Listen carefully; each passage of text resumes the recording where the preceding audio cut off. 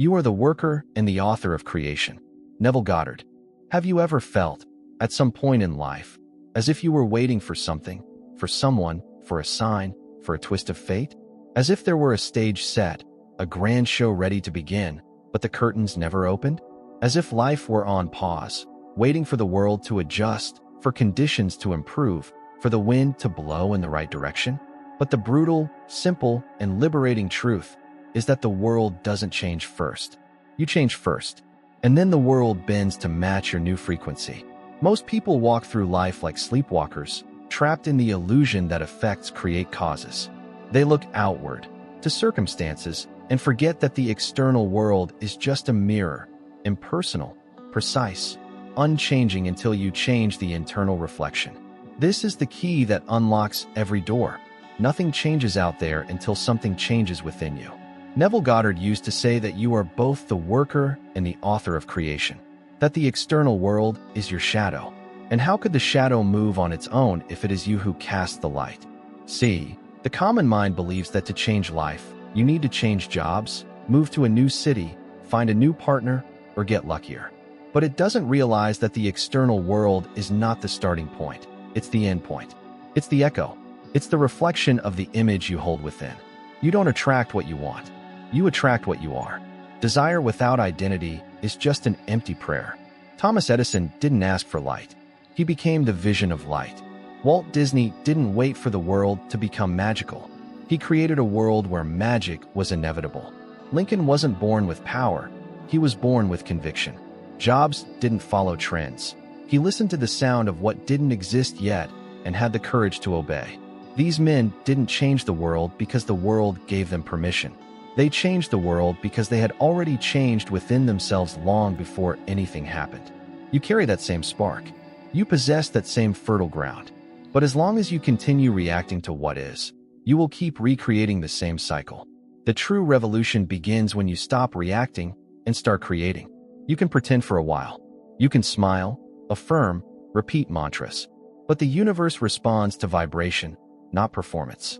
You can affirm, "I am prosperous," 1,000 times a day, but if the vibration of your body is one of scarcity, if your heart is still gripped by fear, if your mind is torn between belief and doubt, the manifestation will be confused. It will be fragmented. It will be delayed. Because manifestation is honest. It is faithful. It delivers to you what you truly hold in silence, in the hours when no one is watching. Reality is the silent scream of your most intimate beliefs. And the most important question you can ask yourself today is not, "What do I want?" but rather, "Who do I need to become for this to be inevitable?" Everything starts with identity, because everything you manifest aligns with who you believe yourself to be. You cannot manifest a life of abundance with a mind that perceives itself as a victim. You cannot experience true love if, deep down, you believe you are unworthy of it. It's not about wishing. It's about becoming. And to become, you must be willing to die, not physically, but symbolically. The version of you that insists on carrying the past, justifying failures, hiding behind excuses, that version must die so a new one can be born. Like the caterpillar that must completely dissolve before becoming a butterfly. It's not a smooth transition. It's destruction. It's transformation. It's the total surrender of the old form so that something that has never existed before can emerge. But most people are afraid to die to the old. They cling to the known, the comfortable, the predictable. Even if they are suffering, they still choose to stay, because familiar suffering feels safer than the promising unknown. And that's why so many live trapped in repetitions, because they haven't understood that true change doesn't start with action. It starts with vision, with imagination, with radical faith in the invisible. Imagination is more real than any fact, because everything you see today once existed only in someone's mind. The airplane was madness before it flew. The telephone was witchcraft before it rang. The internet was fiction before it connected. Everything you see now was first created in a silent, invisible space, the field of consciousness. Neville said, "Assume the feeling of the wish fulfilled. Don't ask. Don't beg. Assume. Step into the scene as if it were already real. Feel it as if it's already happening. And then, the external world, like an obedient actor following an invisible script, will dance according to the new vibration. But this requires courage. Courage to close your eyes to what is and open your inner eyes to what can be. Courage to stand firm even when your senses scream that nothing has changed. Courage to keep walking the bridge of faith, even when everything inside you begs you to give up. Because between the seed and the fruit, there is time. And this time is not a punishment. It's a test, a refinement, a purification of your belief. You don't manifest what you desire. You manifest what you sustain. Persistence in the new identity is what seals destiny. And this is not magic. This is law. The same law that governs gravity, electricity, and the growth of trees also governs the manifestation of your reality. Everything is responding to who you are being right now. And if you change your state, the world changes with you. And there is a secret that few have the courage to accept. You are already manifesting all the time. The question is not, does it work or not? The real question is, are you conscious or unconscious of what you are creating? Every thought you allow to repeat, every emotion you choose to feed, every word you speak when no one is listening, all of it comes together like pieces of a silent orchestra, composing the scenery of your reality. Look, there is no such thing as nothing is happening. Something is always being projected, like a movie being shown from the real inside. The screen is not to blame. The screen only reflects what was placed in the projector. Do you want to change the movie? Don't tear the screen. Change the reel. The awakened mind understands this. And then it starts choosing what it thinks, choosing what it feels, choosing who it decides to be every morning. Because it knows, it's not the world that tells you who you are. It's you who tells the world what it must reflect back to you. And this is not ego. This is spiritual responsibility. It's the awareness that if I am the cause, then I can never again be the victim. You might be surrounded by debts and still begin to think like someone who has financial freedom. You might be alone and still behave as someone who is loved and complete. You might be in an environment that doesn't value you and still decide that you are non-negotiable. Because change begins in the invisible. And the invisible doesn't lie. It waits. It responds. It adjusts to your new state. But the world will test you. It will provoke you. It will give you 1,000 reasons to fall back into your old self. The same triggers, the same voices, the same scenarios.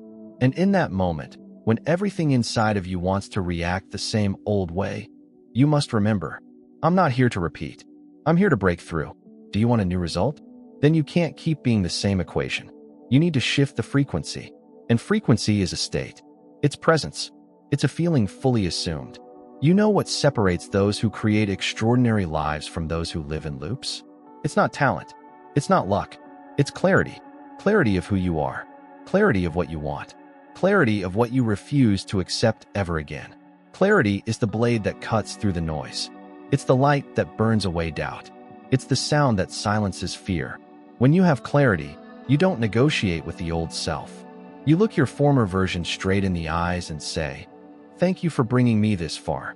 But from here on, I take the lead." And there is no force greater than a human being who has awakened and chosen to take full responsibility for what they feel, think, and vibrate. That person becomes dangerous to mediocrity, untouchable to manipulation, unstoppable in the face of obstacles, because they understood that life is not happening to them. Life is responding to them. Look, it doesn't matter where you are right now.